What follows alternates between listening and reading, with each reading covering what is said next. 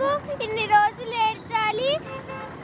పోరాటం ఎన్ని రోజులను చేయాలి? మా అక్కని తిరిగి ఇవ్వవా ప్లీజ్?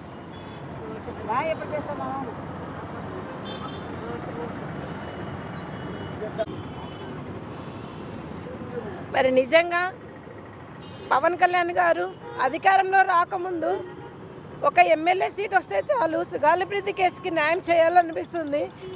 మరి నాకు ఒక సీటు కూడా లేదని మీరు బాధపడిన రోజులలో మమ్మల్ని కలిసి మరి మీ కేసుకి న్యాయం చేస్తారని చెప్పారు.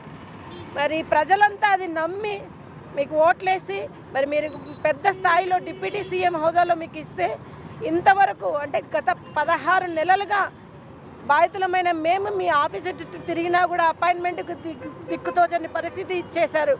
మరి మీరు ఫస్ట్ కేసు సుగాలిప్రీతి కేసు అన్నారు.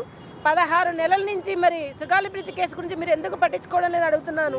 మరి ఇప్పుడు మాట్లాడిన నా చిన్న కూతురు మీకు గుర్తుందా పవన్ కళ్యాణ్ గారు? మీరు చెప్పారు ఆ రోజు, అమ్మ ఖచ్చితంగా న్యాయం చేస్తాను, మీ కుటుంబానికి తోడుంటాను అని. మీ కుటుంబానికి తోడు అంటే నేను నిజంగా మీరు తోడుంటారు అనుకున్నాను. మేము చేసే ప్రతి పోరాటంలో మీరు అడ్డగిస్తున్నారు. అది మాకు తోడుండడం. నేను శాంతియుతంగా చేస్తున్న పాదయాత్రని మీరు ఆపించారు.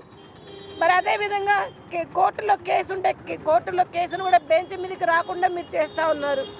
మరి అదేవిధంగా ప్రధానమంత్రి మోడీ గారి పర్యటన ఉందని గత 8 రోజులుగా నేను మీ ఆఫీసులకు లెటర్ రాశాను. గవర్నర్ గారి అపాయింట్మెంట్ అడిగాను. మరి కలెక్టర్లకి పివిఎన్ మాధవ్ గారికి, నారా లోకేష్ గారికి అందరికీ అపాయింట్మెంట్ కోసం లెటర్ల కోసం ఇంతవరకు ఇస్తే ఇప్పటి వరకు కూడా దిక్కులేని పరిస్థితి. మీరు ముద్దాయిల వైపు ఉన్నారా, బాధితుల వైపు ఉన్నారా అని నేను అడుగుతా ఉన్నాను.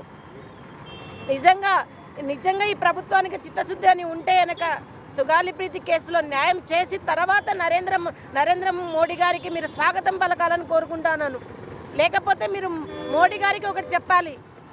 మీరేమో బేటీ బచావో బేటీ పడావో అన్నారు, కానీ మా రాష్ట్రంలో ఆడపిల్లల మాన ప్రాణాలతో ఆడుకుంటున్న మృగాలకు మేము తోడున్నామని ప్రభుత్వాలు చెప్పాలి. మీరు మోడీ గారికి రేపు చెప్పండి సభలో, మేము ఆడపిల్లని చంపేస్తున్న ముద్దాయిల వైపు ఉన్నాము, మా రాష్ట్రము దానికే గ్రేటు అని చెప్పండి ఈ ప్రభుత్వాలు. నిజంగా చిత్తశుద్ధి ఉంటే ఈ ప్రభుత్వానికి ఈరోజు మమ్మల్ని అడ్డగిస్తున్నారే, ప్రతి ఒక్క కార్యక్రమాన్ని అడ్డగిస్తున్నారే.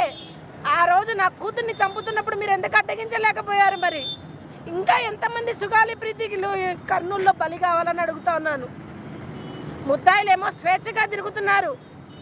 బాధితులమైన మేము, ఒక వికలాంగురాలైన నేను న్యాయం అడిగితే, న్యాయం కోసం ప్రశ్నిస్తే మీ ప్రజాప్రతినిధులతో స్వయంగా మీ నోటితోనే నన్ను కించపరిచే మాటలు మాట్లాడారు. ఇది ఎంతవరకు సబబని అడుగుతాను. మరి లోకేష్ బాబు గారికి ఒక న్యాయం, మరి సుగాలిప్రీతికి ఒక న్యాయం అడుగుతున్నాం. ఖచ్చితంగా నిజంగా మీరు కన్నా సుగాలిప్రీతి కేసుకి న్యాయం చేయలేని పక్షంలో రాబో రోజుల్లో మా పోరాటాలకు నిజంగా మేము మళ్ళీ స్టార్ట్ చేసి నిజంగా మిమ్మల్ని ఎవరైతే ప్రజలు గద్దెని ఎక్కించారో అదే ప్రజలు మిమ్మల్ని గద్దె దించే విధంగా మా పోరాటాలు చేస్తామని మేము ప్రశ్నిస్తూ ఉన్నాం. ఎందుకు మీకు ముద్దాయిలంటే అంత తీపి అని అడుగుతా ఉన్నాను. ముద్దాయిలను ఎందుకు రక్షిస్తున్నారు? వారి వ్యాపారాలను ఎందుకు వెనకేసుకొస్తున్నారు? వాళ్ళ స్కూళ్ళలో చచ్చిపోతున్న ఆడపిల్లలకు మీకు ఉసురు తగలదా అని అడుగుతా ఉన్నాను. నిజంగా ప్రభుత్వాలు, ఈ ప్రభుత్వం నిజంగా చెప్తున్నాను, మా లాంటి బాధితుల ఉసురు తగులుతుంది ఖచ్చితంగా ఈ ప్రభుత్వానికి అని హెచ్చరిస్తూ ఉన్నాను.